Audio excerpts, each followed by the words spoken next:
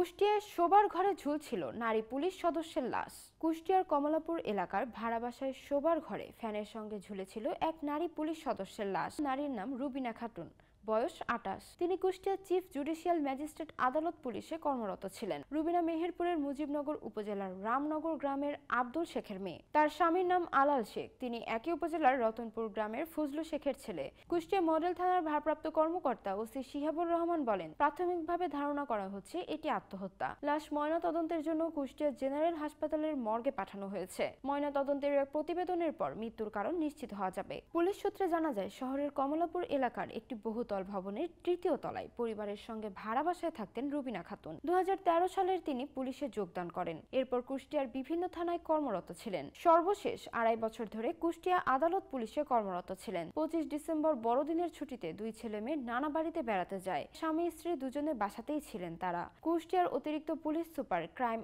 Ops ও media পলাশ ক্রান্তি নাথ বলেন, বুধবার বেলা 11:30টার দিকে রুবিনা খাতুনকে শয়নকক্ষে প্রবেশ করে দরজা বন্ধ করে দেন।